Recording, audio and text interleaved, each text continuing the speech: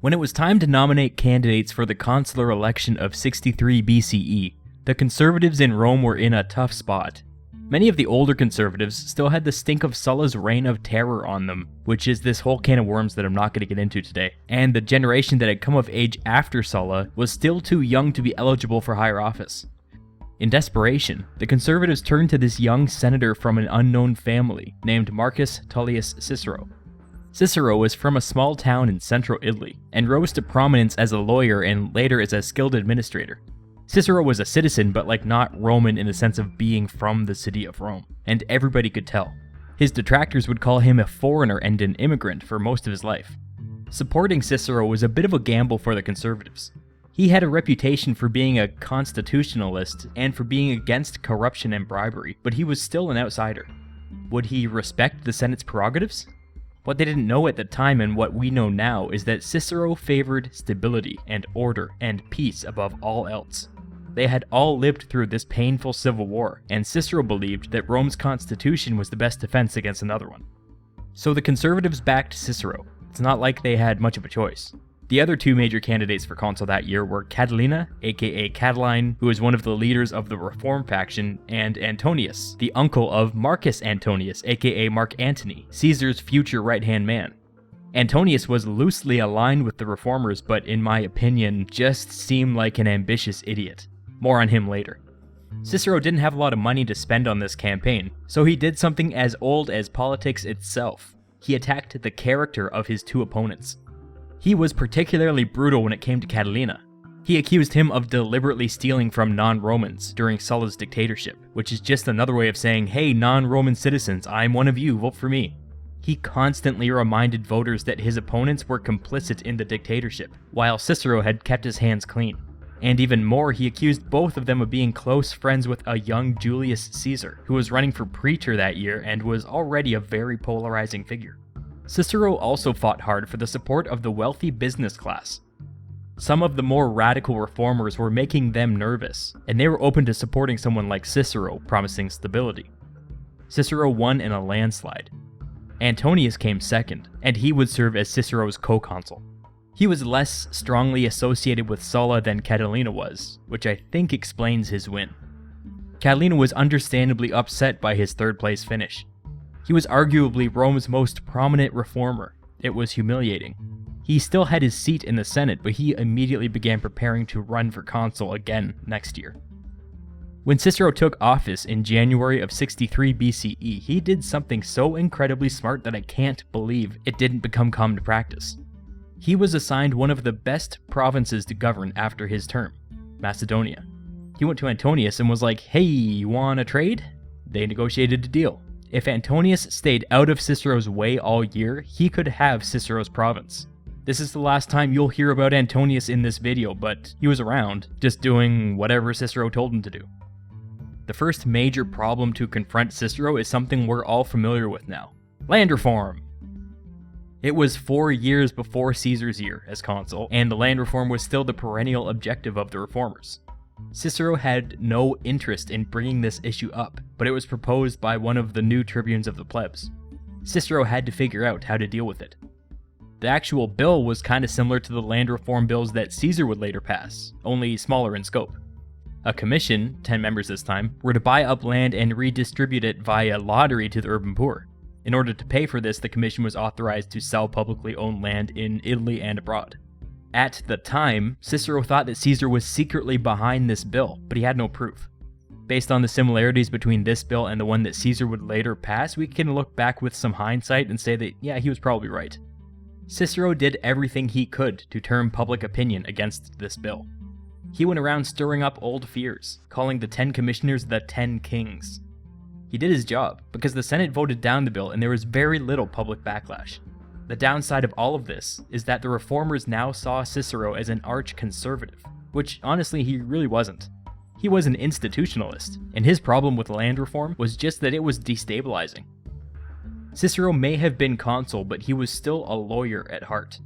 He spent a lot of time in the courts during his year, serving as the defense attorney in 2 major cases. The first was some really stupid case where some of the reformers accused a conservative senator of a murder 37 years ago. It was a big, stupid, politically motivated thing. The guy was innocent and everybody knew it. Cicero saw it as his duty as consul to defend the senator. The case ended just as stupidly as it began, when Cicero and his allies deliberately caused a mistrial by using some arcane legal nonsense. The guy got off, but I mean, if you ask me, nobody really walked away from it looking particularly great. Cicero's second legal case will come later, but first he had to oversee the elections for next year's consuls. Cicero learned from his intelligence network, or more accurately I would say his wife's intelligence network, that Catilina, the guy who came in third last year and was a candidate again this year, was plotting a series of assassinations on election day. When election day came, Cicero openly wore body armor, something you weren't really supposed to do, and showed up with a gang of bodyguards. For whatever reason, maybe the assassins were intimidated by this show of force, violence was averted. Cicero oversaw the election of his two successors, and in a cruel twist of fate, Catilina came in third again. Apparently he pretty much bankrupted himself paying out bribes. He didn't have the means to run for consul a third time. Cicero's second legal case came up after the elections and was a lot more consequential. One of the losers of the consular election was accusing one of the winners of bribery and wanted the results thrown out. This had the potential of being really destabilizing. Bribing people during elections was very illegal and very common. Everybody did it. Cicero had even campaigned against bribery while his conservative backers continued to bribe everybody behind the scenes. It wasn't escapable. Cicero's logic was, if we start throwing out election results because of bribery, every future election would be followed by a court case. He chose to lead the defense. Cato, the arch-conservative, represented the prosecution. It got ugly. Cato went on and on about how corruption and bribery had seeped into Roman public life, which all happened to be true. Cicero responded by not addressing the facts of the case, because, again, the defendant was definitely guilty, and just mocked Cato to his face. He called his philosophy silly. He called him unrealistic. He even made an obnoxious appeal to nationalism, saying something along the lines of, "This isn't Greece. Here in Rome, things get messy, but things get done."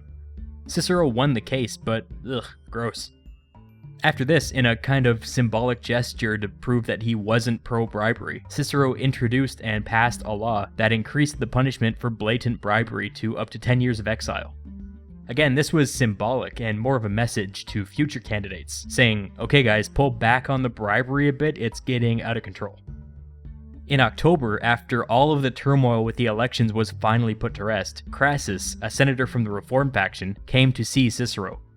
He showed Cicero a letter he had received, telling him of a secret plan to overthrow the government, masterminded by Catilina. Around the same time, Cicero started to hear reports of a small army mustering north of Rome. These two things had to be linked. Cicero presented his evidence to the Senate and placed Catilina under house arrest. As a precaution, the Senate passed a law called the Senatus Consultum Ultimum, aka the Final Decree or the Final Act, which empowered the consuls to do whatever was necessary to defend the Republic. Think of it as a form of martial law. Cicero's wife's spies learned that one night, Catilina slipped his guards and attended a meeting where, again, a plot was hatched to assassinate Cicero. After learning of this, Cicero put his home on lockdown, and his gang of bodyguards wouldn't let anybody through without the right password. This seems pretty basic to us, but Roman homes were normally open to the public, and the act of giving a password like this was a well-known military tradition. Cicero basically transformed his home into a military encampment. The symbolism wasn't lost on anybody. At the next meeting of the Senate, Cicero put forward a bill to banish Catilina. He was empowered to do whatever he deemed necessary under the Final Act, but he wanted to stay on the same side as the Senate.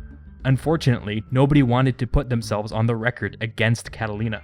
Cicero, realizing that he had misread the room, quickly switched tactics and was like, okay, how about we banish this random other senator instead?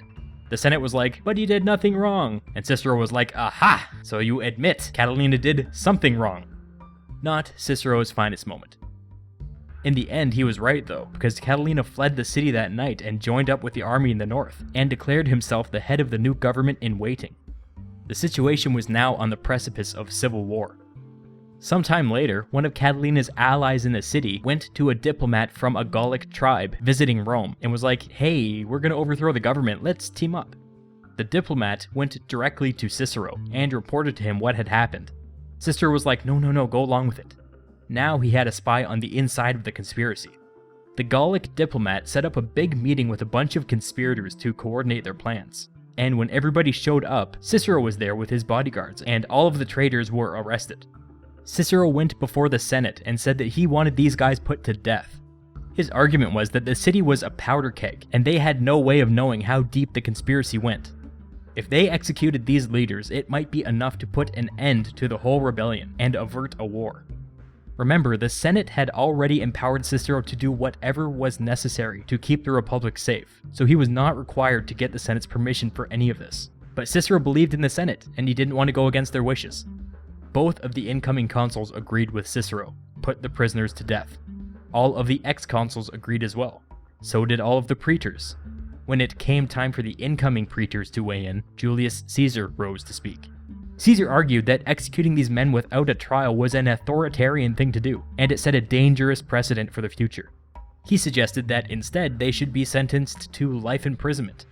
This argument made Cicero suspicious. Remember, Caesar was friends with Catilina. How much was he involved in all of this? But Caesar's appeal against authoritarianism was well received by the Senate, and a majority of them began to come around to his idea of imprisonment. After they heard speeches from all of the ex-praetors, aediles, ex-aediles, and quaestors, they finally got all the way down to the ex-quaestors, which was when Cato got to speak. Cato was only 32 years old at this time, but he was already cultivating one hell of a reputation. He chastised the Senate for putting the entire Republic at risk for the sake of their weak stomachs. Cato, for once in his life, urged them to be pragmatic. He argued that eliminating the threat and preserving the Republic was the highest priority, and if the Senate woke up tomorrow to find the city in flames, they would have nobody to blame but themselves. The mood in the Senate shifted yet again. Cato had convinced them. A vote was called, and the Senate voted in favor of executing the prisoners. Caesar went into a frenzy. He started screaming and launched himself at the opposition. His supporters tried to hold him back, and suddenly everybody was on their feet as a bit of a fight broke out on the floor of the Senate. Cicero called for his bodyguards. They entered, swords drawn, and surrounded the senators. There was a tense standoff. After a beat, Caesar turned and stormed out of the Senate house. He would not return again while Cicero was consul. Let me pause here for a moment. Understand how shocking this was. Swords were forbidden inside the city of Rome, but at some point, Cicero had secretly armed his men.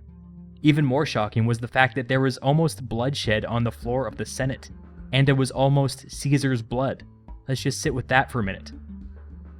Cicero left the Senate, followed by a horde of senators, and went to retrieve all of the prisoners from the homes where they were being locked up. He led them down to the Roman jail.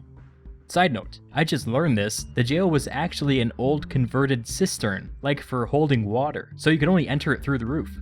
Pretty cool. Anyway, Cicero and the senators led the prisoners onto the roof of the jail. One by one, they tied nooses around their necks and had them jump in. After the last conspirator was dead, Cicero turned to the crowd and announced what he had just done.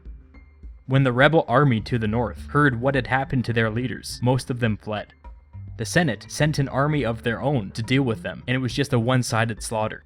Catilina and the rest of the leaders of the conspiracy died on the battlefield. The Senate declared that for his actions, Cicero was to be honored with the title of Father of the Republic.